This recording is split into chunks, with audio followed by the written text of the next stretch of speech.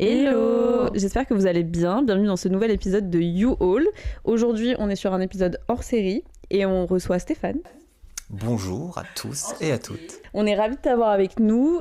Stéphane a écrit un livre que je vais te laisser présenter parce que tu le présenteras bien mieux que moi. Bon, j'espère. Et tu vas te présenter tout court aussi, avant de présenter le livre. Ouais. Alors je m'appelle Stéphane Durand. Il y en a beaucoup, mais en voilà un. Et je suis journaliste depuis maintenant une bonne vingtaine d'années. Et donc je vis à Marseille et j'ai écrit ce livre qui s'appelle Période d'essai. Mais il y a un petit jeu de mots. Oui, effectivement. On n'est pas sur le décès Des apostrophes. D'2SAI. Ouais, heureusement que j'ai écrit un livre. Et on est plus sur le décès, la mort. Donc c'est la période d'essai. Et la couve est trop canon. Moi, je l'adore. Je la trouve très belle. Un illustrateur qui s'appelle Stéphane et j'ai oublié son nom, mais je sais que ça... Stéphane Durand aussi. Ah non, j'aurais bien aimé, mais il a vraiment retranscrit ce que je voulais mettre, parce que le sous-titre de ce livre est Comment j'ai apprivoisé la mort, et il a vraiment retranscrit cette idée de faire germer la petite graine de la mort en nous. Donc c'est comme une plante squelette qui sort d'un pot de fleurs et que quelqu'un arrose et ça raconte justement mon parcours avec la mort et comment j'ai réussi, je l'espère, à l'apprivoiser. Et c'est super intéressant parce que, du coup, je pense que tu le sais pas, Stéphane, mais on a terminé en fait la saison, notre saison de You All sur la santé mentale par un épisode que j'ai fait moi en solo et je parlais des deuils. Et en fait, pendant tout cet épisode, j'ai, à travers des exemples de ma vie, expliqué qu'on pouvait vivre plein de formes différentes de deuil. Et que le deuil, c'était pas juste le décès d'une personne, etc. Et du coup, je trouve ça super qu'on commence ce premier hors-série de la saison sur cette thématique de la mort qui se reflète bien en miroir avec les deuils. Et je suis trop contente. Ouais, et je pense que c'est une thématique qui nous parle pas mal. Cette année, on a été confrontés à beaucoup de décès, nous, enfin surtout Isaline dans son entourage. Et donc je pense que c'est une thématique qui va beaucoup nous parler aujourd'hui, donc on est très contente de t'avoir avec nous. Je suis là pour ça, et c'est vrai, comme tu dis, il y a des tas de deuils différents, et moi je me bats aussi. J'ai plus de combats dans la vie que ça, mais j'aimerais qu'on ait juste conscience d'arrêter de dire un peu le faire son deuil. Ça, c'est un truc que je ne supporte plus.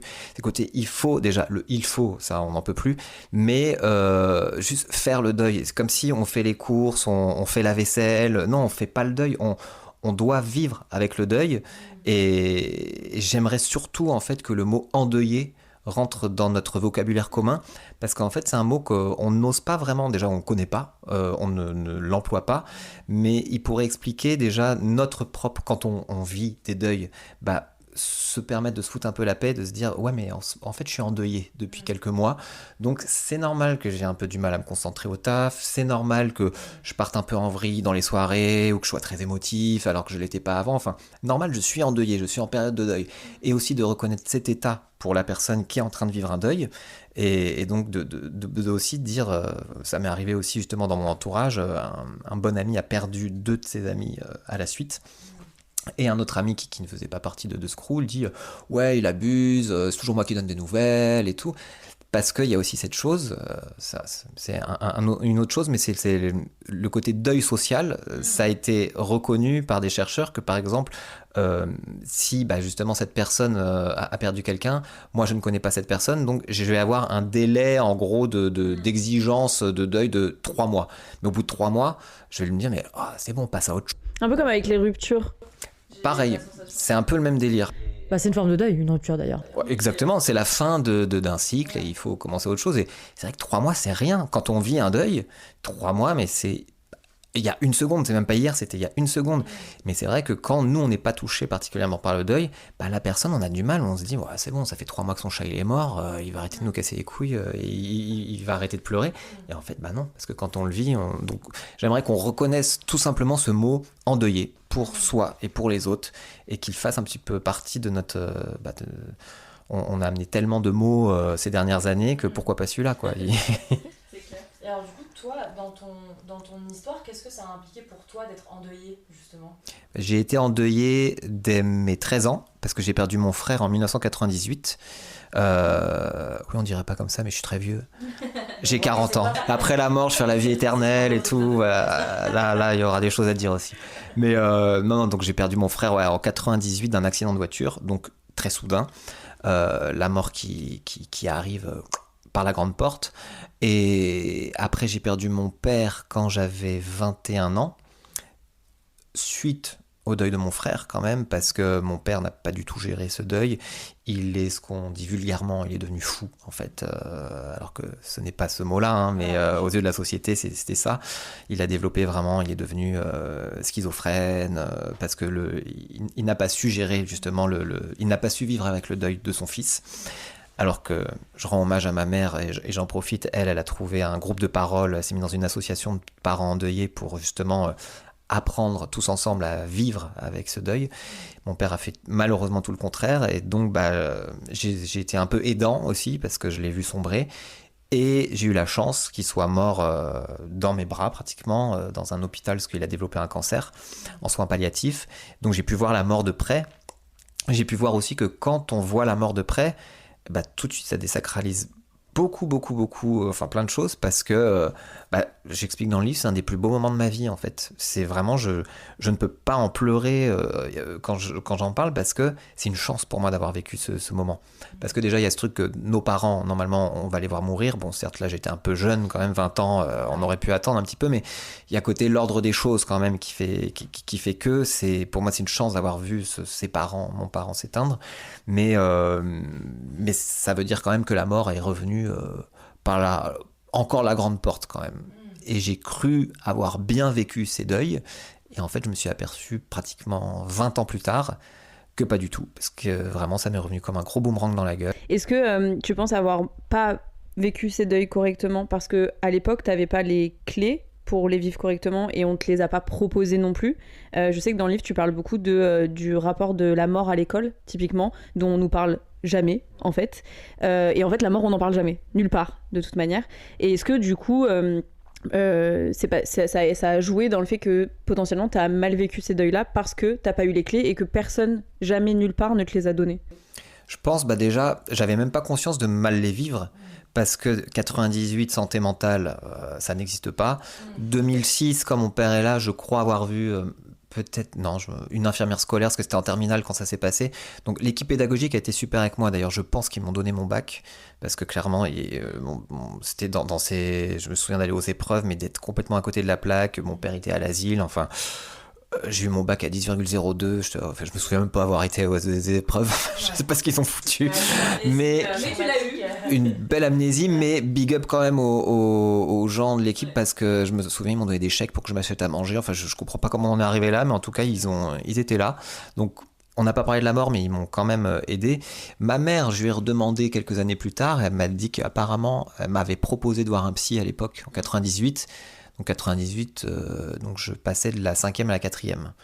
Et elle me dit, tu m'as dit que non, t'en avais pas besoin, donc on n'a pas été plus loin. Mais à l'époque, en même temps, voir un psy, on avait la sensation que c'était pour les gens fous. Donc vraiment, je lui en tiendrai jamais rigueur. Je lui dis, c'était comme ça à l'époque. Et bien sûr, c'est une époque où on préférait te donner 2 barrettes de Lexomil plutôt que d'aller voir un psy. Et t'inquiète pas, tu vas dormir, ça ira mieux demain.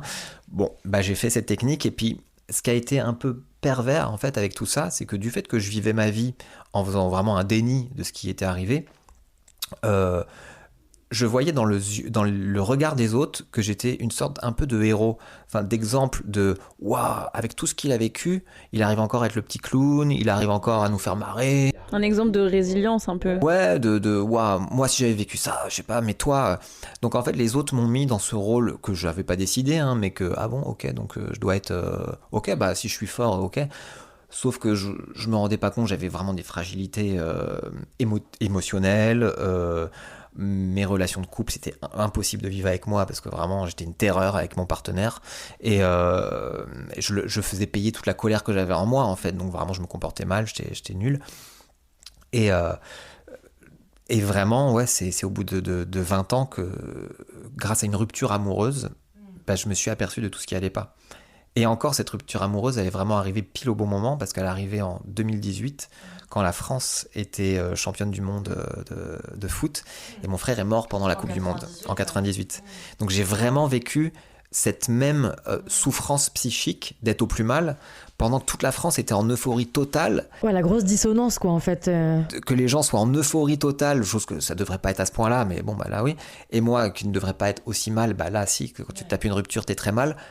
Donc vraiment 2 extrêmes, et là mon cerveau a disjoncté, parce qu'en fait j'ai retrouvé toutes les blessures que j'ai ressenties à l'époque en 98, et mon cerveau vraiment ne savait plus s'il était en 98, en 2018, et de là j'ai enfin fait le choix d'aller voir une psychiatre, et qui m'a, alors je dirais pas ça m'a sauvé la vie, mais ça m'a fait beaucoup beaucoup beaucoup de bien. Et puis un jour, t'as décidé d'aller travailler dans les pompes funèbres, genre. Ouais, au bout de... Vu que j'ai signé un pacte, comme j'ai dit, avec la mort, où en fait la psy m'a vraiment aidé à vivre avec mes deuils, vraiment à faire la paix avec tout ça, et je saurais pas dire comment ni pourquoi, parce que c'est sur la durée que ça se ressent, mais elle a été maligne quand même pour une psychiatre, parce que souvent, je tiens aussi à la remercier, parce que souvent on a le truc de, ouais, c'est des distributeurs à médoc. Ouais, et c'est souvent le cas. Donc en tout cas, si ça n'a pas été son cas, c'est chouette. J'ai eu de la chance. Vraiment, ça, je sais que j'ai eu de la chance, parce que même dès le début, elle m'a dit, écoutez, moi j'ai fait des études, machin, donc je suis obligé de vous prescrire une boîte de médicaments, parce que je suis médecin, je vois vous avez une détresse psychique, donc, mais elle m'avait fait comprendre que si je la prends pas, on se tient au courant, mais voilà, donc comme je dis dans le livre, j'ai eu la boîte, elle est restée dans mon tiroir, parce que j'avais fait le pacte avec moi-même, je me suis dit, Coco, tu vas en chier. Elle m'avait dit, les antidépresseurs, ça agit qu'au bout de 15 jours, et tu vas morfler, parce qu'au bout de 15 jours, ça peut te provoquer aussi beaucoup encore plus de détresse psychique. Et vraiment, j'avais ce truc de me dire, peut-être que je suis pas allé au bout. Peut-être que je suis pas encore... je savais que j'avais encore un peu de ressources pour pouvoir en chier encore un petit peu.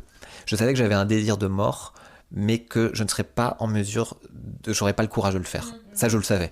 C'était ce que j'explique, dans le livre, je donne une phrase pour essayer d'expliquer ce sentiment. C'est vraiment quand on est au plus mal, l'idée d'en finir, c'est la seule chose qui nous fait du bien, parce qu'on se dit, au moins, il n'y a que comme ça que ma souffrance va arrêter, tout en sachant pertinemment que je ne vais pas le faire, parce que je ne sais pas comment ça s'appelle.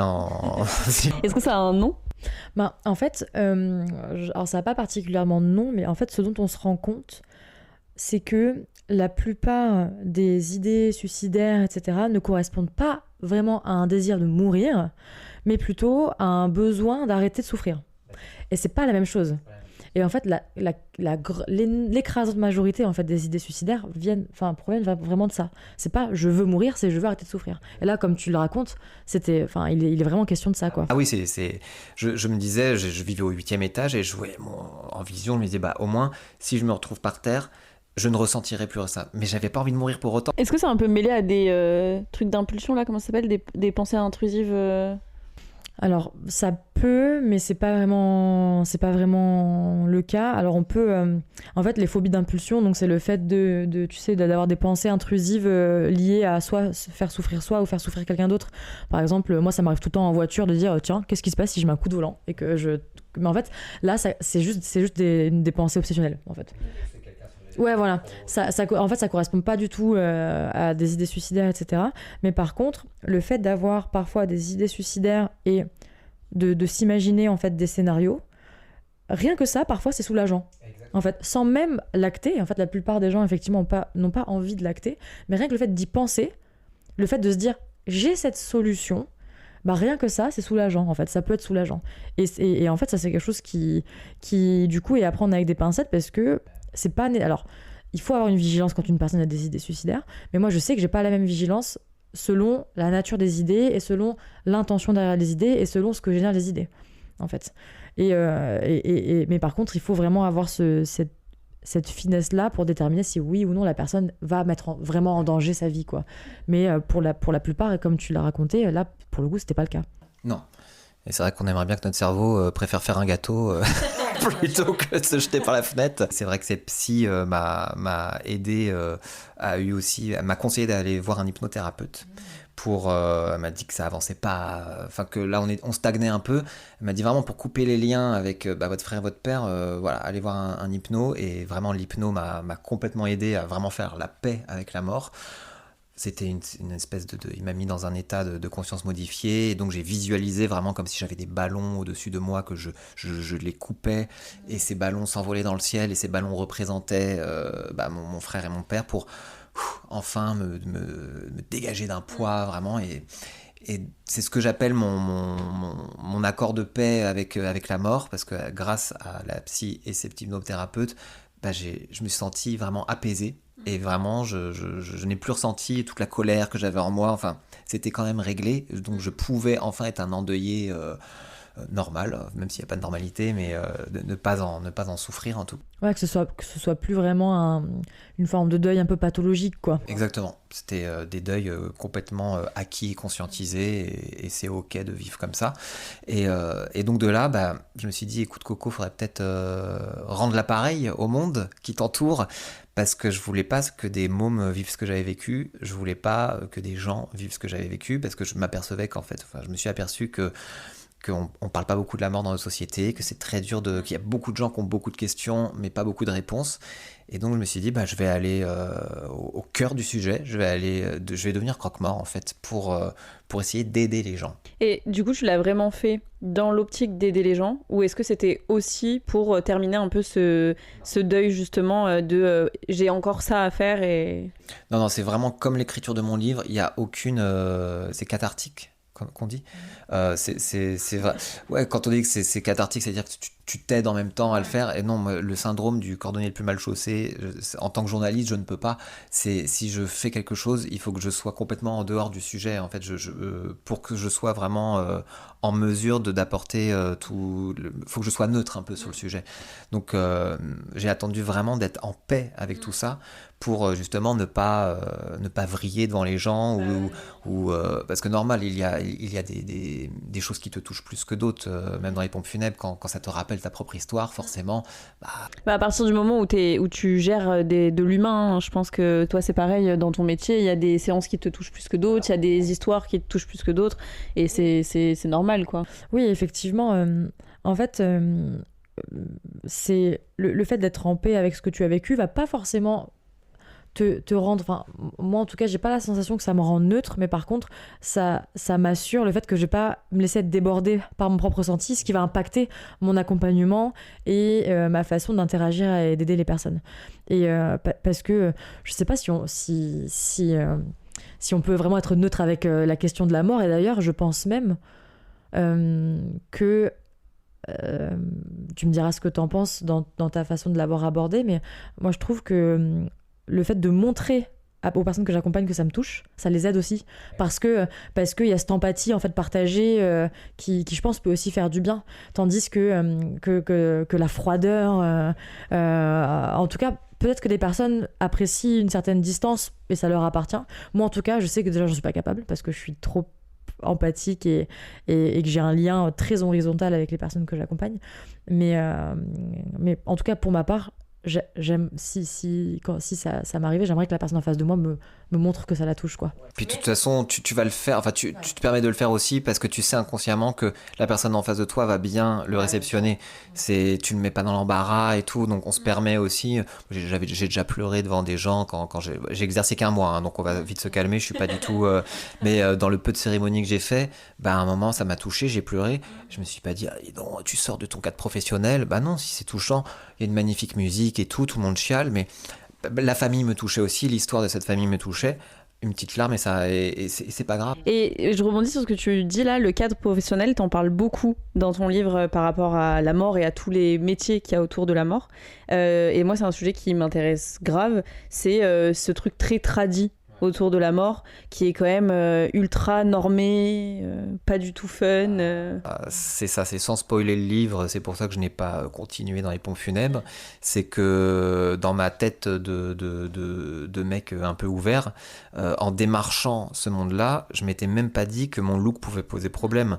Donc j'ai quelques tatouages sur les phalanges, les bras tatoués, mais bon, j'avais mis un pull et tout, j'étais pas non plus ça va, j'avais pas, mais je savais, j'avais fait que je pouvais pas mettre de cravate, c'est un truc que je pourrais jamais. Ça, pour moi, les cravates, c'est les banquiers et les politiciens. Je comprends même pas comment les pompes funèbres, parce que c'est ce truc solennel et tout, mais solennel certes, mais à un moment il faudrait peut-être se remettre à la page. Comme je dis souvent, une meuf super féministe, elle a peut-être pas envie que ce soit 4 mecs en costard qui portent son cercle. Clairement pas du tout. C'est clair. Même moi, oui, je suis féministe, mais j'ai pas envie, quoi. C'est en mode, je veux pas. Et de démarcher déjà pour trouver mon stage, mais je me suis pris des vents de tout le monde, quoi. C'était en mode, qu'est-ce que tu fais là? Il y en a une qui m'a dit que je ressemblais à un pouilleux parce que j'ai les cheveux longs. Enfin, vraiment, j'étais là, waouh! Et c'est vraiment ultra codifié, quoi. Ouais. Oui, et puis j'imagine du coup que ça doit, enfin, que parfois ça entre en contradiction aussi avec le souhait des personnes. C'est-à-dire que je sais que, en tout cas, si moi un jour je meurs, mes volontés, C'est pas si toi un jour, hein, tu vas mourir. non, mais quand je vais mourir, pardon, non, mais si là je veux dire, si là je meurs soudainement, je veux dire là maintenant, quoi, j'aimerais que ce soit fun, quoi. Que la célébration de ma mort soit festive, soit pleine de techno. Est-ce que je pourrais mettre du Diams? Tu pourras mettre du jams. Mais en fait, et j'imagine que dans des contextes comme ça, ça peut rentrer en contradiction. Enfin, tout ce genre de volonté, peut-être un peu décalées, sont pas forcément respectées. Enfin, peuvent pas être respectées, quoi. Bah, en fait, si, elles peuvent. Et c'est ça tout le propos du livre. Et mon message, c'est vraiment autorisez-vous à vivre votre mort parce que bah vous, par exemple, si il t'arrive quelque chose, est-ce que tu sais ce qu'on va faire de son corps? Absolument pas. Si elle veut être incinérée, si elle veut être... Je crois qu'elle va être incinérée, si je dis pas de bêtises. Après, pour tout le reste, c'est vrai qu'on en a jamais discuté parce que bah, malheureusement, on a un peu, je pense, tous et toutes... On a un peu tous et toutes cette idée, je pense que bah, on est jeune et que ça va pas arriver maintenant et tout, alors qu'en vrai, bon, bah, comme on le sait tous, hein, il y a un accident de voiture, même un AVC, une maladie, enfin ça peut arriver hyper vite. Et donc du coup, c'est vrai que c'est des choses dont on n'a pas trop parlé. Je pense qu'on sait toutes les deux l'une l'autre qu'on a envie d'être incinérées et ça c'est quelque chose qui est assez clair. Après pour tout ce qui est de qu'est-ce qu'on va faire comme fiesta, après je sais qu'elle aime la techno donc je me doute qu'elle a pas envie que je lui mette du classique, tu vois.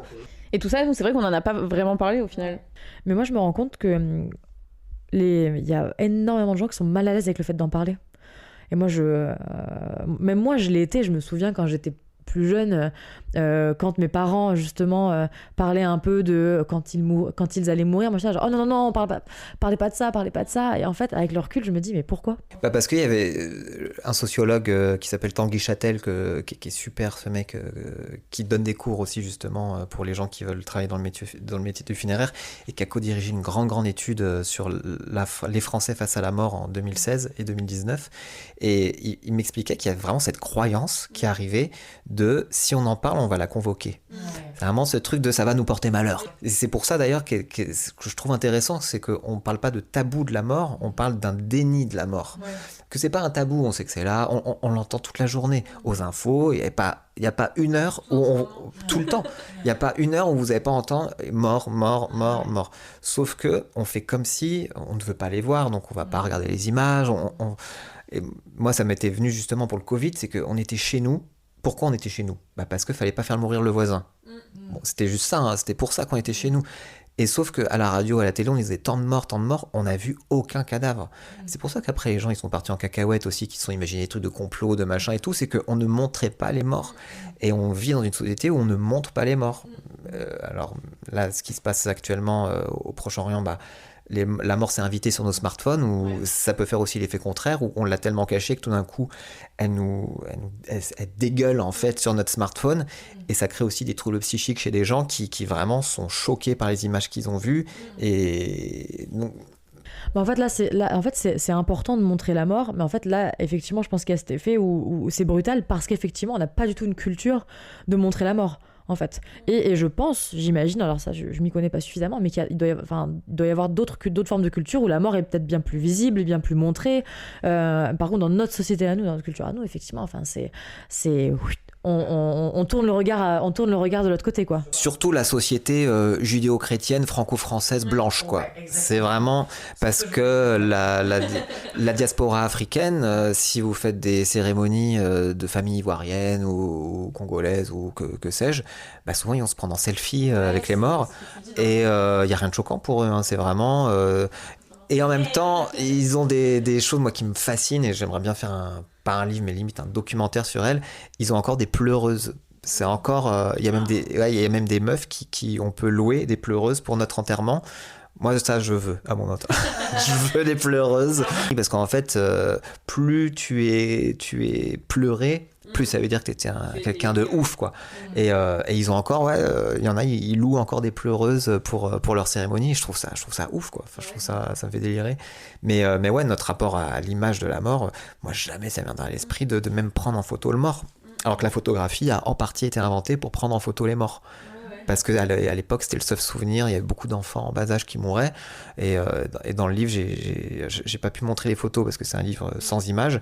Mais cherchez, par exemple, sur Google, mettez porte-mort, ou juste ça, porte-mort comme un porte-manteau. Et vous verrez des images, par exemple, d'enfants morts en 1900 et tout, qu'on mettait debout. Les petites filles, on les mettait dans des jouets à jouer à la poupée, dans leur porte-mort en fait, comme si elles étaient vivantes. Elles étaient debout avec une poupée dans les mains et bon bah elles bougeaient pas, donc normal. Et comme ça, au moins, on avait des photos bien nettes parce qu'au moins fallait rester devant l'objectif pendant 30 minutes. Bah pour nous c'est flippant, mais pour eux à l'époque, et quand tu allais après, le mois d'après, tu faisais une cérémonie, chacun repartait avec une photo du mort parce qu'il fallait justement qu'il... Bah, c'est un devoir de mémoire aussi, je pense, que de se J'en rappeler avais les des morts. médaillons avec leurs enfants morts sur eux. En fait, même le vocabulaire de la mort, petit à petit, il est parti. Il y avait beaucoup plus de mots qui existaient au Moyen-Âge où la mort était vraiment partout. Et petit à petit, moi j'ai perdu mon frère, j'ai pas de mots pour dire. Ma mère a donc perdu son fils, elle a pas de mots pour le mot endeuillé, on l'emploie pas.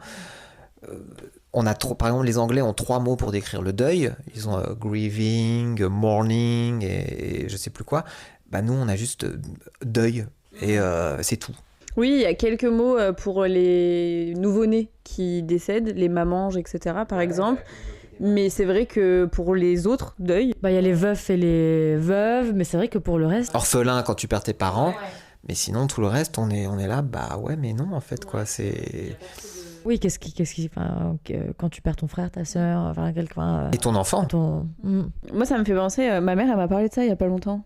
7h30 du sbar, elle débarque dans ma chambre et elle me dit moi quand je vais mourir, non mais je te jure, ouais, moi quand je vais mourir du coup, parce qu'en fait mon grand-père, mon grand-père est décédé quand j'étais très jeune et ma maman du coup était plus ou moins son seul parent et du coup c'est elle qui gère, tu vois, de renouveler le paiement au Père Lachaise tous les X années.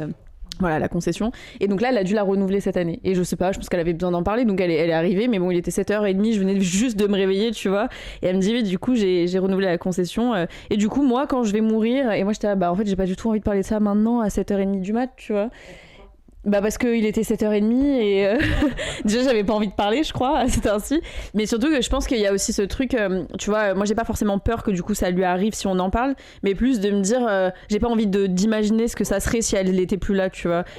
Ouais, exactement. Et à 7h30 du matin, juste avant de partir au taf, j'ai pas forcément envie d'avoir cette discussion là à ce moment-là, et je pense qu'il y a aussi des contextes comme ça qui sont plus dans lesquels il est plus simple de parler de la mort avec ses proches que dans d'autres.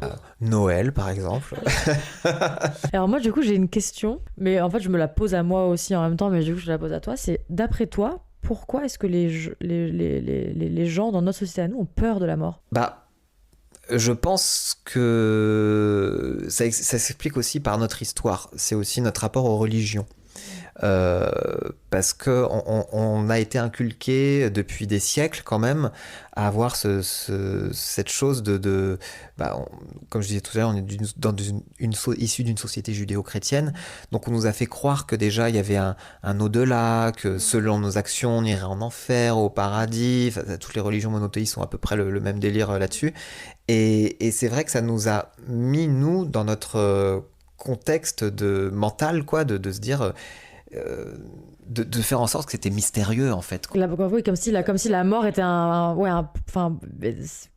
c'était pas rien, quoi. Il y a un vrai enjeu en fait au niveau de la mort, quoi. Elles sont malines les religions parce que vu que personne ne sait ce qu'il y a après, bah ouais, et puis ils nous ont bien mis le doute. Parce que ceux qui y sont allés en général, ils sont plus là pour nous le dire. Généralement ça ne marche pas dans ce sens-là, mais et je pense que ça a développé donc une peur de la mort déjà. Vu qu'on a un cerveau qui fonctionne quand même pas mal, notre propre finitude, c'est vachement dur à l'accepter. Moi le premier, je me souviens de me taper des crises d'angoisse quand j'avais 10-12 ans, d'imaginer ce trou noir et de me dire mais donc il n'y a rien, mais donc pourquoi je vis Est-ce que tu as peur de la mort ou est-ce que tu en as déjà eu peur ? Alors quand j'étais petit, j'étais pas terrifié, mais vraiment, ça me faisait comme des phases, comme ça, des gros bails dans mon lit, d'un coup, et j'imaginais ce trou noir. Je pensais parce que j'avais lu un truc sur l'astronomie sur le trou noir. Et le trou noir, ça me faisait peur. Et de là, je me dis, mais en fait, il n'y a rien après, rien. Et cette idée de rien, de finitude, même ce mot, on l'emploie pas beaucoup, mais il est important aussi, notre finitude, c'est un trou noir, quoi. Littéralement, c'est waouh, qu'est-ce qui se passe après? Rien. Ah, ok. Et c'est pour ça que les gens se plongent aussi dans les religions. Hein. Pourquoi croit-on? Il y a un très beau livre d'ailleurs qui s'appelle Pourquoi croit-on de Thierry Ripoll, qui est un prof de psycho de la fac d'Aix-Marseille, qui m'a énormément aidé à élaborer ce livre aussi. Et dans ma quête personnelle, de voir toutes ces croyances, ça nous aide à croire, parce que c'est tellement impossible pour notre cerveau d'imaginer qu'il n'y a rien. On est obligé de s'accrocher à des petites choses à côté, quoi. Et toi, t'as déjà eu peur de la mort? Est-ce que t'en as peur toujours même? Non, j'ai pas. Alors, j'ai pas. Je pense que j'ai plus peur de la mort de mes proches que de ma propre mort. Je suis assez à l'aise avec l'idée de la mort. Alors, évidemment, j'aimerais pas mourir demain, on s'entend. J'ai quand même envie de faire encore plein de choses. Mais je suis assez à l'aise avec cette idée que de toute façon, ce qui doit arriver arrivera. Et que je peux pas y faire grand-chose, quoi. En tout cas, ce que je peux faire, c'est me donner les moyens, moi, de vivre le plus longtemps possible, et en tout cas me donner les moyens d'exister pleinement avec mes proches et de nourrir, on va dire, le plus possible les moments avec mes proches. Mais ça n'empêchera pas les choses d'arriver. Moi, j'ai perdu 2 membres de ma famille cette année, j'ai perdu 2 patients. À 1 mois d'intervalle cette année, mais 2 membres de ma famille, c'était à 1 mois et demi d'intervalle, donc là, 2024. C'est bon, on va se calmer. Mon grand-père qui a un cancer, enfin là, ça m'a bien ratissé, on va dire, cette année. Donc, alors, vu que j'ai pas le contrôle et que j'accepte totalement de pas avoir le contrôle sur le fait que les autres peuvent ou non mourir, c'est pas tant ça qui est difficile, c'est plus ce truc de comment exister sans eux, en fait, comment exister sans eux et comment maintenir leur existence d'une autre façon, en fait. Moi, c'est plus ça, tu vois, qui parfois me met en difficulté. En fait, j'ai très peur qu'ils s'effacent, en fait. Et moi, j'ai une question par rapport à ça. Parce que les personnes que tu as perdues cette année, malgré tout, c'est même les membres de ta famille, c'était pas forcément les membres les plus proches de ta famille, et c'était pas forcément des gens avec qui tu avais des contacts réguliers ou avec qui tu partageais beaucoup de choses de manière régulière. Est-ce que du coup, cette peur, elle est vraiment autant présente pour ces personnes-là qui étaient finalement pas dans ton quotidien et donc avec qui tu vivais pas forcément au quotidien, que par exemple ta mère que t'appelles tous les jours, quoi? Ah non, évidemment, j'ai bien plus peur de perdre les personnes les plus proches, et ça compte aussi pour mes amis, et ça compte pour toi. Ah, sympa. Ça compte pour mes animaux aussi, très clairement. Mais du coup, est-ce que toi aussi tu t'es un peu posé ces questions justement dans les deuils dans lesquels tu as été et tu es peut-être encore, ce truc de comment on construit après la mort? Moi, les deuils que j'ai eus, vraiment, j'ai pas pu me poser la question, parce que c'est arrivé comme ça maintenant. Déjà, sur ma propre mort, je suis vraiment en paix. L'année dernière, j'ai tellement réalisé de rêves et tout, que j'ai dit à mes potes, vous savez, juste histoire de les rassurer, leur dire, vous savez, ouais, faudra pleurer un coup parce que c'est triste, mais vraiment, sachez que j'étais au top, quoi. Vraiment... je leur ai dit, parce que j'ai rencontré Sarah Michelle Gellar de Buffy. Incroyable. Et en fait j'ai interviewé, et pour moi c'était mon goal. Et je leur ai dit, vraiment, quand on dit c'est bon, je peux mourir heureux, moi j'étais là, non, vraiment, je peux mourir heureux. C'est limite, j'ai eu une dep après, j'étais là, je peux plus avoir de source de joie dans la vie, j'ai réalisé mon rêve, donc maintenant faut autant que ça se termine. Mais non, ça c'était pour rire. Mais oui, je pense, déjà j'ai vécu la mort de mon chat il y a encore 5 ans. Je disais à tous mes potes, je me suicide le jour où il s'appelait Manolo, ou Manolo il meurt, parce que c'était tout pour moi, ce chat. Mais vraiment, je l'ai eu quand mon père est décédé, 2 mois plus tard, donc soutien émotionnel de ouf, ce petit chaton qui a vécu 14 ans avec moi, tous les jours de sa vie, on était fusionnels à fond les ballons. Mais j'ai vu que sa fin de vie, j'ai beaucoup mieux géré que prévu, parce que le fait d'avoir justement parlé de la mort, Ça a été très dur. Et justement, je me suis laissé pleurer. Même encore, il y a une semaine, j'en ai parlé avec ma tante. J'ai gardé une touffe de poils dans le tiroir. Je me suis mis à pleurer. J'ai fait des bisous sur les touffes de poils. Et je me suis dit, ouais, j'ai le droit, en fait, quoi. Encore heureux que je le pleure au bout de 2 ans, par petite session comme ça. C'était l'amour de ma vie, ce chat. Donc, à un moment, c'est normal, quoi. Et ça, on se l'autorise pas, justement. Quand je dis aux gens, autorisez-vous avec la mort, c'est pas grave de chialer. On est tellement dans une société où on montre que ce qui est beau sur Instagram, où on est performatif à mort, il faut toujours show must go on et tout. Bah non, à un moment, si j'ai envie de chialer de mon chat il y a 2 ans, je vais chialer 10 secondes et ça va, quoi. Et j'ai la sensation on a plus de capacité que ce qu'on croit réellement à surmonter la mort des gens qui nous entourent. Moi, j'ai un peu cette sensation qu'on a tous l'impression que si notre chat, si notre père, si notre mère, peu importe, décède, on va jamais réussir à. Tu vois, on a beaucoup ces phrases-là. Tu vois, moi, c'est pareil. Si Floki elle meurt demain, je me suicide, je m'en remets pas. En fait, si, je vais m'en remettre. Et j'ai l'impression qu'on a toujours cette sensation qu'on sera jamais assez fort face à la mort, alors qu'en réalité, on l'est tous et toutes, et on arrive quand même de manière générale plutôt bien à tous et toutes à surmonter ça. Et maintenant, on a les clés, surtout beaucoup plus que, par exemple, toi, à ton époque. On n'a pas forcément des clés, mais on a des aides. On a des aides. Et c'est beaucoup mieux vu d'utiliser ces aides que ce que ça a pu être avant aussi. Et en même temps, tu vois, ça, je trouve que ce que tu dis, ça résonne pas mal avec ton histoire, où en fait, au final, par exemple, ton père s'en est pas remis, en fait, pour le coup. Et là, je trouve que c'est un contre-exemple intéressant de... Alors oui, on peut... et alors, c'est pas tant... Mais c'est parce qu'il a pas accepté l'aide. C'est ça. C'est pas tant qu'on n'a pas les ressources, c'est que parfois, on n'arrive pas à s'en saisir. On n'arrive pas à s'en saisir et on n'arrive pas à les activer, en fait, ces ressources-là. Effectivement, fondamentalement, on n'est pas moins fort qu'un autre, il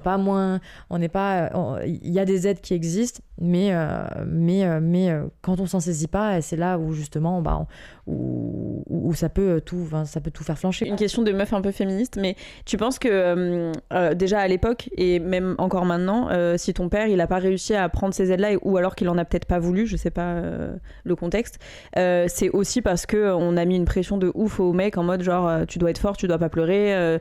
Alors pas lui, parce que justement lui quand j'étais petit, il était c'était quelqu'un d'extrêmement émotif. Okay. Et moi j'ai toujours vu mon père pleurer devant la télé quand il y avait une scène de baiser à la fin du film romantique, c'était le premier à chialer. Mais le jour où mon frère est mort, ça lui a fait un blocage et vraiment son mindset a changé et il nous interdisait de pleurer à la maison. Et je me souviens, il va voir mon grand-père qui était effondré aussi, mon grand-père, pourtant homme espagnol ici, mais pas macho pour un sou, vraiment, les émotions à la maison, on les a toujours montrées. Et j'ai cette vision de mon grand-père en train de se taper le crâne contre la tête en pleurant, et mon père qui vient le voir et qui lui dit, si t'es venu ici pour pleurer, tu dégages, quoi. Okay. Oui, donc il s'est vraiment recroquevillé sur ses émotions. Ce que la mort peut faire aussi, enfin le choc, ce que peut faire, et vraiment non, ça l'a... Mais à mon avis, ce que tu décris comme situation, oui, il y a beaucoup de mecs qui vont jouer les forts et qui se disent... et de filles aussi, hein, à qui on dit c'est bon, t'es pas une chochotte, bah non, c'est normal de pleurer. Puis encore, en fait, ce qu'il faut dire aux gens aussi, c'est si vous pleurez pas vos morts, c'est là où il y a un souci. Ouais, bien sûr, et puis de toute façon... Généralement, t'as grosso modo 2 façons de vivre un choc. Soit tu vis tes émotions dans l'instant T, soit tu les contiens, tu dissocies complètement, mais tu te les reprends en tsunami X temps plus tard. La difficulté, c'est que tu choisis pas trop comment tu te positionnes, c'est un peu ton système qui met en place ces trucs-là sans trop te consulter. Et en fait... les personnes qui vont généralement dissocier, donc c'est très fréquent d'avoir des personnes qui vivent des deuils en me disant je me sens vide, je me sens neutre, j'ai l'impression de rien ressentir, c'est pas normal, je pleure pas, je me sens vide. Et en fait, c'est des personnes qui n'ont pas intentionnellement mis ce vide en place. Ça se contrôle pas d'ailleurs. Mais moi, j'ai tendance à penser que si cette barrière de protection intervient, c'est que la personne, là, à l'instant T, était pas en mesure de subir le choc.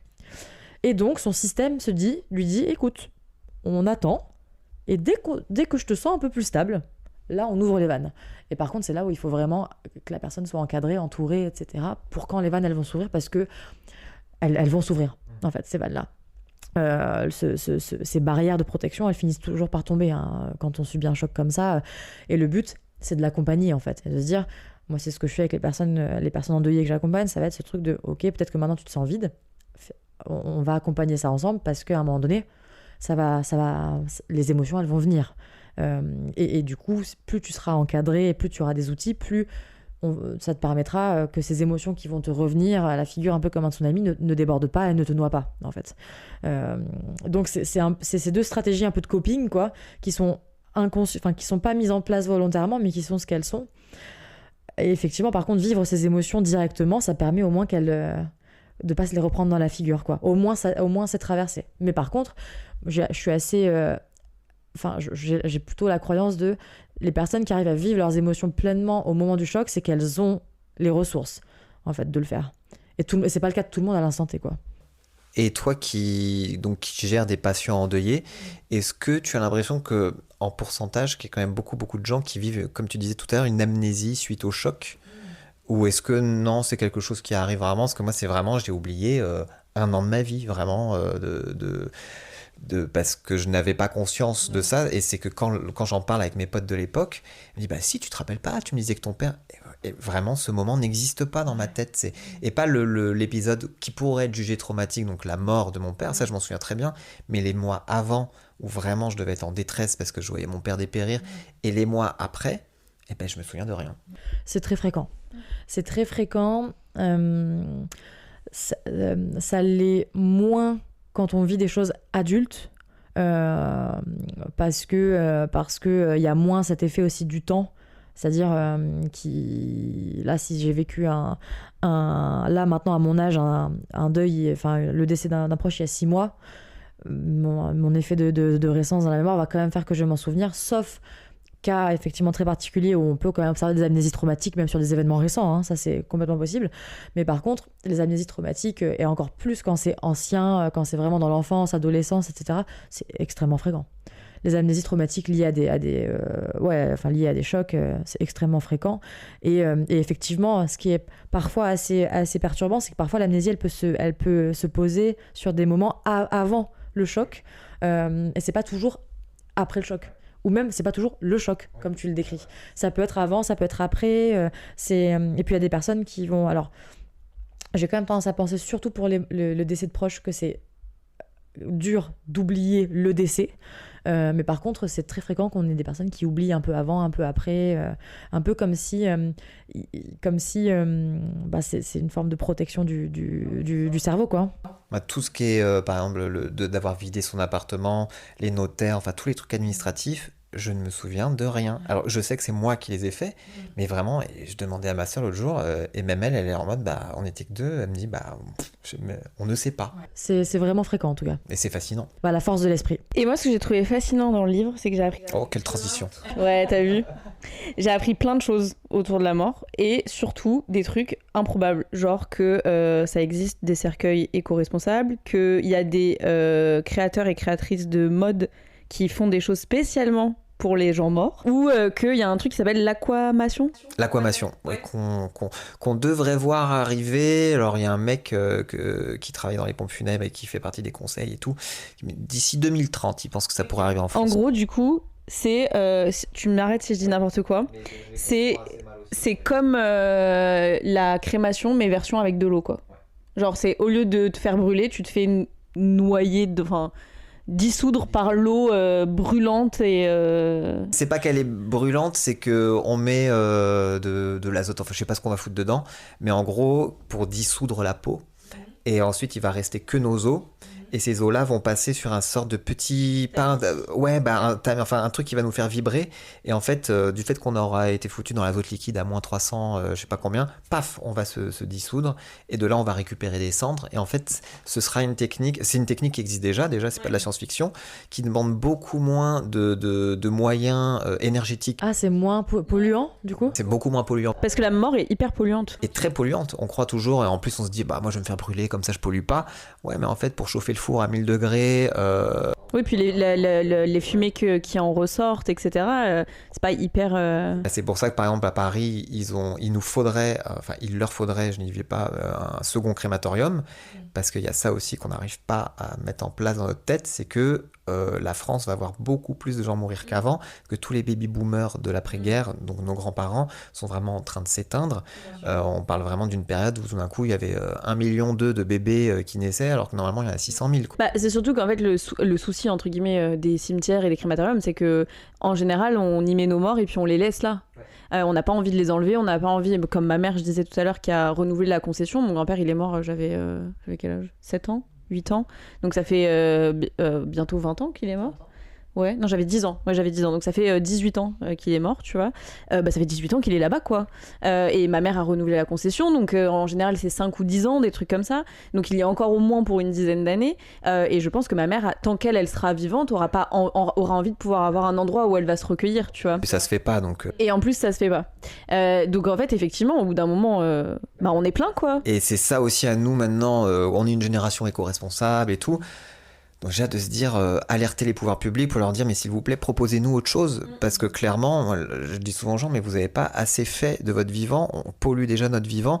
Et en plus, votre ego fait que quand vous êtes mort, vous voulez faire un caveau en béton, alors que votre corps, normalement, il va se dissoudre un petit peu plus vite dans la terre quand même.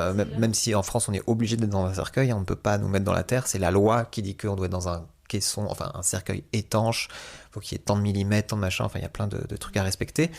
Mais si on peut quand même éviter de la casse en mettant en plus une plaque de marbre et du béton et du truc, calmons-nous, quoi. Comme aussi les soins de conservation, où ça aide énormément de gens. Mais alors moi, je comprends complètement que les endeuillés en ont besoin, ok. Mais même ça, on voit notre rapport complètement fucked up à la mort, parce que la mort, c'est moche. Et oui, et ça, je suis complètement d'accord. Et je trouve ça hyper perturbant, et j'ai le souvenir j'ai ma tante, du coup, qui était un des membres de ma famille qui est décédée cette année. Et donc, je suis allée à sa crémation. Et donc, avant, il y a la phase on peut rentrer dans la petite pièce avec le cercueil ouvert, etc. Et effectivement, d'avoir vu ma tante qui était du coup maquillée, embaumée, etc., alors qu'elle était profondément malade, ça m'a fait une dissonance de dire, parce que même sous cette couche de maquillage, même sous cette couche d'embaumement, ça se voyait qu'elle est morte malade, qu'elle est morte amaigrie, qu'elle est morte, etc. Et j'ai trouvé ça encore plus dur, ce contraste entre la volonté de l'embellir alors qu'elle n'était pas belle comme ça, en fait, et c'est pas grave, et j'ai trouvé ça presque encore pire. Ça, je peux comprendre, et c'est vrai que c'est vachement intéressant, parce que les thanatopracteurs qui font ça, ce sont des gens formidables, hein, vraiment, ils ont une passion mais je suis toujours pareil, en dissonance un peu, de me dire, déjà vous ne connaissez pas la personne avant, donc vous savez pas vraiment la couche de make-up, parce que il y a quand même parfois des fois où les gens ils disent, oh, c'était un petit peu too much, ou on l'a pas reconnue, c'était pas elle en fait, c'était pas, alors que ça part d'un bon sentiment. Puis moi, c'est surtout ce truc de dire aux gens, mais vous savez, la mort, en fait, on devient jaune, bleu, tous nos trous servent à évacuer les liquides qu'on a, donc vraiment tous nos trous, c'est dégueu, mais c'est ça la mort en fait. Et non, justement, pour les endeuillés, on va leur dire, non, faut pas avoir un traumatisme, donc qu'est-ce qu'on fait? On va coller des couches de maquillage, des grands-mères qui se retrouvent en mode 31 décembre. Mais en plus, tu dis, genre, il faut pas créer des traumatismes, mais moi, genre, mon deuxième grand-père, du coup, est décédé quand j'étais en 5e, donc j'avais 13 ans, un truc comme ça, quoi, quelques années plus tard. Et autant mon premier grand-père, du coup, j'ai pas vu son corps, je suis juste allée à la crémation. Autant mon deuxième grand-père, il y avait aussi cette fameuse petite salle avant l'enterrement, etc. Mes parents m'avaient interdit d'y aller, puis je me suis faufilée. Et c'est mon plus gros trauma de toute ma vie. Je ne veux plus jamais voir quelqu'un mort. Il était allongé comme ça, les bras croisés. Enfin, c'était... Ouais. Non, mais en fait, c'était terrible pour moi de le voir. Tu vois, en fait, le dernier souvenir que j'ai de mon grand-père, c'est celui-ci. Alors qu'en fait, si j'étais pas rentrée dans cette salle, les derniers souvenirs que j'aurais eu avec lui, c'était des trucs assez joyeux. J'étais encore enfant, donc moi, j'avais des souvenirs hyper... tu vois, on jouait dans le jardin, des trucs très joyeux d'enfant avec lui. Et en fait, maintenant, souvent, quand je pense à sa mort, je pense à cette image-là. Et je me dis, mais en fait, j'aurais jamais dû rentrer. Et genre, même s'il a été hyper bien maquillé, même si c'était déguisé, sa mort, mort, tu vois. Bah en fait, moi je l'ai prise pleine gueule. Genre vraiment. Alors après, je veux pas faire le psy à 2 balles. J'en ai une à 3 balles à gauche, donc. Mais est-ce qu'il y avait pas ce truc aussi déjà tu l'as dit qu'on te l'avait interdit de le voir, donc déjà il y a aussi tout le contexte. Si on t'avait dit le déni, si on t'avait accompagné, on disait on va voir papy pour lui dire au revoir, tu verras, et on dirait qu'il est endormi mais il est mort. Déjà Ah, peut-être, ouais, peut-être. Mais j'ai vraiment cette sensation que ça m'a laissé une image de lui qui était pas la sienne en fait. Comme on disait, en fait, c'était pas lui. Ouais. Tu vois, même il l'avait super bien habillé. Mon grand-père, c'était un mec de la campagne, il en avait rien à foutre de ce à quoi il ressemblait, etc. Ouais. C'était pas lui. Et du coup, la dernière image que j'ai de lui, c'est pas lui, en fait. Et effectivement, je trouve, même si, encore une fois, je comprends totalement le boulot des thanatopracteurs, etc. Et je comprends que ça a du sens pour beaucoup de personnes. Moi, j'ai eu le même effet avec ma tante qui était du coup surmaquillée. Ma tante se maquille pas du tout. Ma tante, c'est genre une lesbienne de 55 ans, tu vois, genre vraiment roots, campagne, etc. Et donc, ce truc de maquillage, de pouponnage, déjà, j'avais vraiment ce sentiment d'étrangeté terrible. Et en plus, j'ai cette sensation. Alors, du coup, je sais pas à quel point ça peut être le cas pour. Enfin, c'est l'intention dans cet acte, mais c'est comme si on voulait faire semblant que la personne était encore vivante. Ah mais oui, on tronque la mort. Et en fait, moi pour le coup, c'est ça que je trouve pas, enfin moi en tout cas pour ma part, c'est ça que je trouve pas très sain. On en revient aux porte-morts où on faisait semblant qu'ils étaient encore vivants. Bah là, c'est un peu notre porte-mort 2.0. C'est une mise en scène de la mort. Et c'est à nous de se dire, est-ce qu'on est prêt si tu meurs, est-ce que tu es prête à ce qu'on te voit jaune, violette? Et c'est pour ça que, par exemple, les musulmans, le rite musulman, c'est en 24 heures, c'est plié. Il n'y a pas de veillée, de trucs et tout. Tu meurs à 8 heures, généralement, le soir même, tu es enterré. Mais moi, j'aimerais qu'on me voit pas, en fait. Tout simplement, quoi, à la limite. Parce que je veux pas non plus créer un choc pour les gens en me voyant jaune-bleu gonflé, parce qu'en plus, apparemment, on gonfle quand on meurt, donc tous ces trucs hyper machin. Simplement, maintenant, et encore, je dis ça maintenant, parce que maintenant, on a les photos, maintenant, on a des vidéos, maintenant, on a les réseaux sociaux, donc en fait, les gens, on garde des traces, quoi. Donc, Et en même temps, les psys, ils disent, cette phrase est un peu grotesque les psys disent que, mais c'est quand même assez reconnu que il faut dire au revoir. C'est pour ça que les rites funéraires existent. Mais c'est vrai qu'on est peut-être pas... Si on se sent pas obligé, je dis aux gens, n'y allez pas. Si vraiment pour vous, c'est pas... Mais par contre, allez au... Ouais, bien sûr, on peut dire au revoir, mais sans forcément voir le corps, en fait, en soi. Et ça, par contre, qu'il faille dire au revoir pour une sorte de closure, un peu de fin, ça c'est hyper important. Et effectivement, moi, je suis très... assez partisane des rites, effectivement, des rites, des cérémonies, etc. Avec la liberté de la faire comme on l'entend, par contre. Mais et avec la flexibilité de oui ou non y assister, oui ou non, et de quelle manière, etc. Parce que, pareil, il y a beaucoup de personnes, moi je sais que pour le décès de ma grand-mère, donc qui est la deuxième personne qui est morte cette année, je culpabilisais de ne pas aller aux funérailles. Mais parce que j'étais dans un truc où ma tante était morte 1 mois et demi avant, j'avais énormément de travail, j'étais le déplacement allait me mettre en difficulté, etc. Et en fait, je me souviens avoir culpabilisé de choisir de ne pas aller aux funérailles. Et en fait, j'y ai réfléchi et je me suis dit, et tu me diras ce que t'en penses, on peut dire aussi, il y a d'autres manières de dire au revoir. Alors oui, les rites sont importants, mais je trouve que c'est aussi important de se préserver et de se dire, ok, si vraiment je me sens pas, en fait, si j'ai pas l'énergie, si j'ai pas...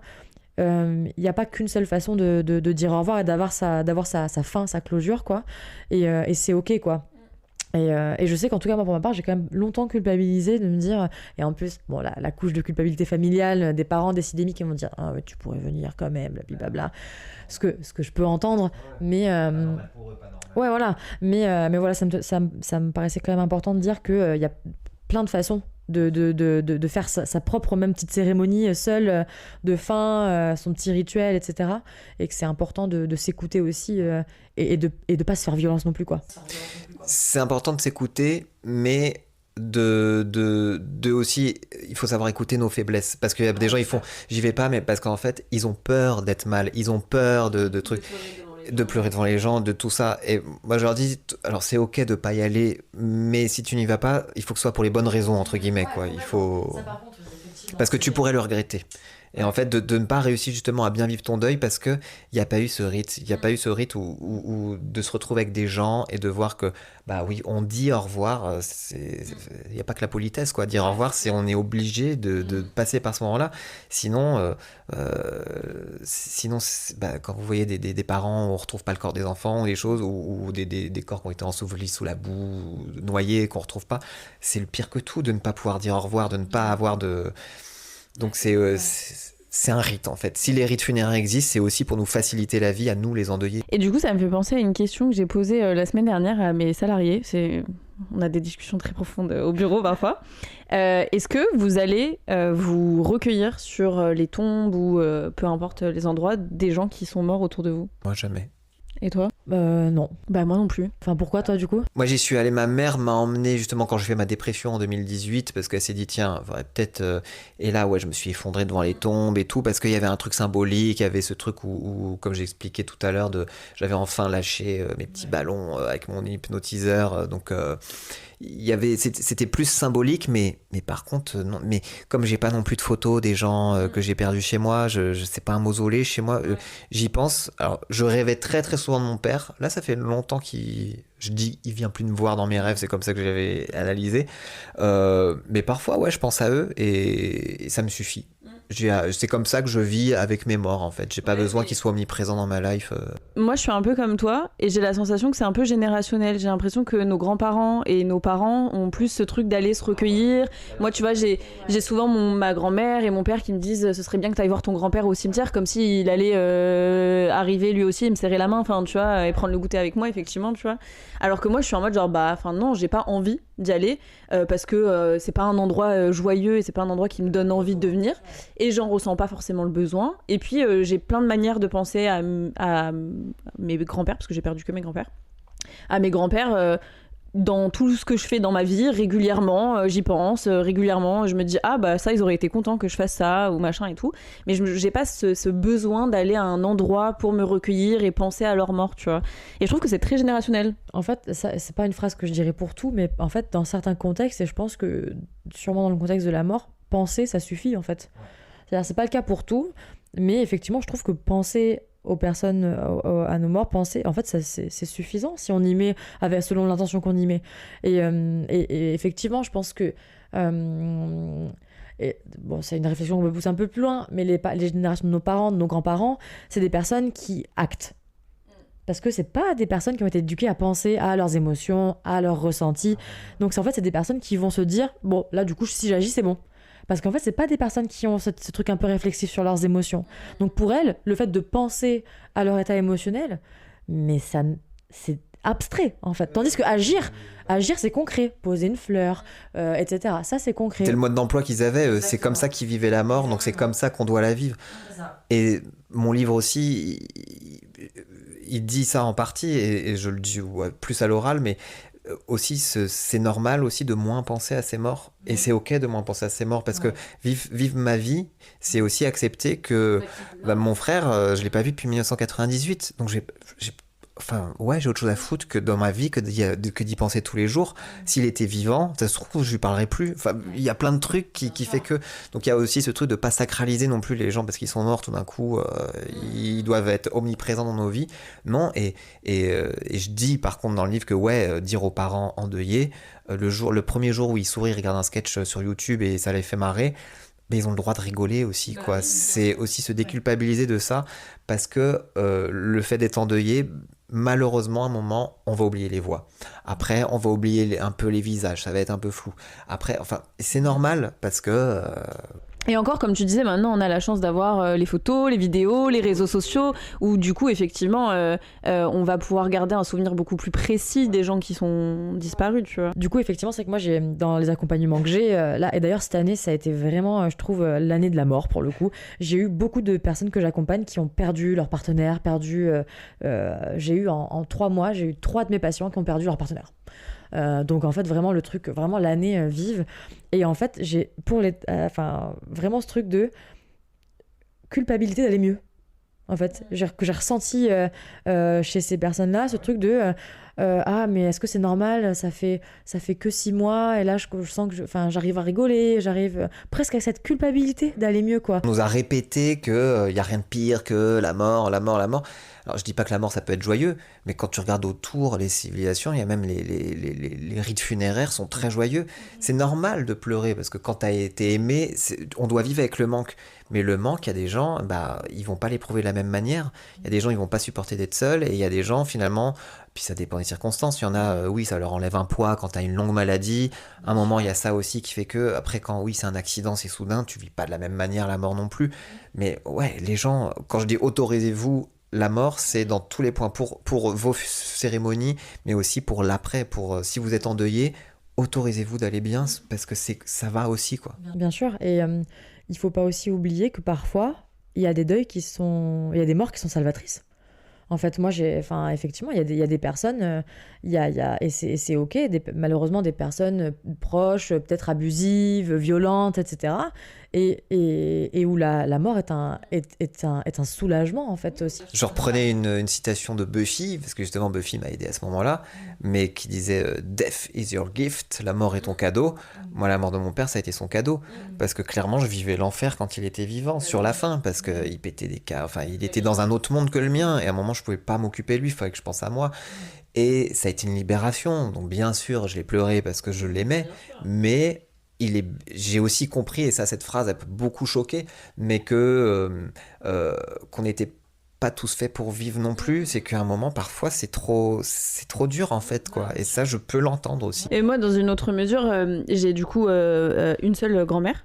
Et ma grand-mère, qui est toujours vivante, vit seule depuis que mon grand-père est décédé, donc depuis ma 5e, là. Je sais toujours pas quel âge j'avais en 5e, mais bon, voilà. Et tu vois, elle a 94 ans maintenant. Elle est aveugle, elle fait plus rien de ses journées, elle s'ennuie. Clairement, elle se fait chier et elle le dit, tu vois. Et moi, ça fait plusieurs années maintenant qu'elle me dit qu'elle aimerait bien que ça s'arrête. Et du coup, moi, ça me rendrait très triste qu'elle décède, mais malgré tout, je suis assez prête à l'idée. Et je serais même contente pour elle, tu vois, que ça s'arrête enfin, parce que, comme elle le dit, tous ses potes sont morts, tous les gens de son village sont en train de mourir, tous les gens qu'elle connaît, en fait, sont soit en train de mourir, soit déjà morts. Elle, ça fait des années qu'elle vit seule, elle s'ennuie à mourir, tu vois, mais elle meurt pas. C'est tout le débat de la mort assistée. Hein. Mais elle est pas malade, tu vois, et donc il y a ce truc de... elle souffre pas non plus physiquement. Par contre, mentalement, je pense que c'est hyper compliqué pour elle, et c'est un truc où je pense que même pour elle, la mort serait salvatrice.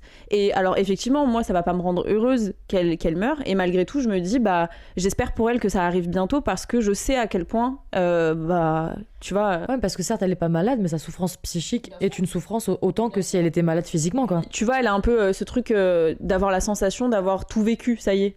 Tu vois, alors qu'effectivement, moi, j'ai un peu ce truc, j'ai pas peur de la mort, mais tu vois, je me dis, j'ai encore tellement de trucs que j'ai envie de faire, et genre, je peux pas mourir maintenant, etc. Alors qu'elle, c'est vraiment, voilà, en gros, mes petits-enfants, ça y est, ils ont tous un travail, ils ont tous un toit sur la tête, en sécurité, etc. Enfin, c'est bon, j'ai fait mon taf, et je suis arrivée à bout, tu vois. Et du coup, moi, je comprendrais que si demain, elle pouvait le faire, qu'elle prenne la décision de se faire assister pour mourir, par exemple, tu vois. Mais c'est vrai qu'il y a ce truc aussi on ne prépare pas les gens, les retraités, les choses comme ça. À un moment, tu arrives à un âge où la mort fait vraiment partie de ta vie. Bien sûr. Et personne ne les prépare. À un moment, à partir de 70 ans, comme tu dis, tous tes potes commencent à clamser, ta famille, parfois même tes enfants, des trucs. Et en fait, la mort devient omniprésente. Et qu'est-ce qu'on fait déjà que le troisième âge, on s'en occupe pas, mais la mort pour le troisième âge, mais les gens n'en ont rien à foutre, quoi. Parce pour moi, c'est un peu du même... c'est un peu la dynamique comme on peut le faire avec les enfants, c'est que je trouve qu'on déshumanise, en fait, et les personnes âgées et les enfants. C'est-à-dire qu'on va moins leur accorder d'importance, on va moins penser qu'ils ont leurs propres émotions, on va se dire, allez... c'est une petite plante là qu'on va laisser là et qu'on va laisser entre guillemets qu'on va arroser de temps en temps. Et je trouve qu'il y a une vraie déshumanisation des personnes âgées, tout comme il y a une déshumanisation aussi des enfants parfois. dans le rapport à leurs propres émotions, leurs propres ressentis, l'importance qu'on accorde à leur vécu. Et ouais, enfin pour moi c'est un vrai sujet. Surtout que comme tu dis, elle est entourée par la mort parce que en plus maintenant là depuis 3 ans, elle est en maison de retraite pour être avec des infirmières et des infirmiers quand même qui s'occupent d'elle.